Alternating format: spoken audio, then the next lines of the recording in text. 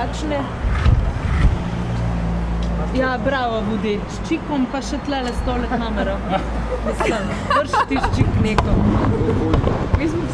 Kakšen dogovor danes sprejet ali je še zadeva v usklajevanju?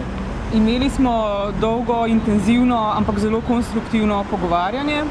Ugotovili smo, da je še nekaj odprtih zadev, ki rabijo še neka dodatna pojasnila, neke dodatne pogovore znotraj posameznih strank v sodelovanju z ministrom in bomo podali še ta dodaten napor, da najdemo odgovore, da najdemo pojasnila.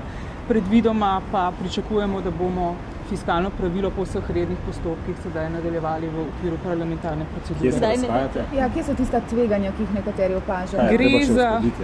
Gre za nekaj izrazito strokovno vsebinska vprašanja, tako da tule bi vam bolj precizno lahko minister Mramor povedal, kaj.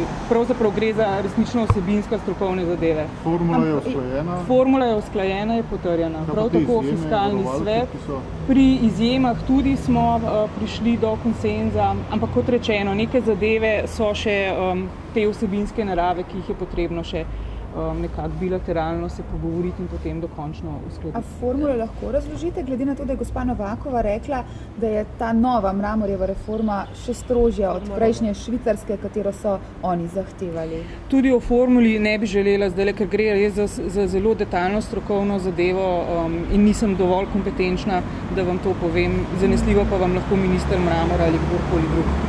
Skratka, je tako daleč, da bo se nadaljevali, torej šli v drugo obravnavo na odboru s tem predlogom? Zaveza nas vseh danes je bila, da gre za izredno državotvorno dejanje in aktivnost in da bomo vložili vse parlamentarne stranke, vse napore za to, da po običajnem, normalnem rednem postopku nadaljujemo z obravnavo parlamentarno tekom teh dni, se pravi na odboru naslednji teden in pa potem na junijski plenarni redni seji. Prav tako smo se tudi dogovorili, da se bomo še posebej, potem ko bomo dokončno usklajeni, sestali z parlamentarno stranko SDS in tudi z njo potem ponovno poskusili pogledati, ali lahko dosežemo ponovno vsebinsko konsistentnost, ki smo jo dosegli po prvem branju, pa nekako se potem zelo vsebinsko razšli zaradi njihovih drugačnih pogledov potem v nadaljevanju. Torej pričakujete, da bo izvedbeni zakon sprejet še pred poletjem? Junija, se pravi, če vas prav razumemo. Ste optimistični, no? Kot rečeno, mi bomo vsi, to je naša zaveza vseh, ki smo bili danes skupaj, naredili vse za to, da ta postopek z konsenzom peljemo v najhitrejših možnih časovnih okvirih. Verjetno se pa ne bi še upal trditi, da že imate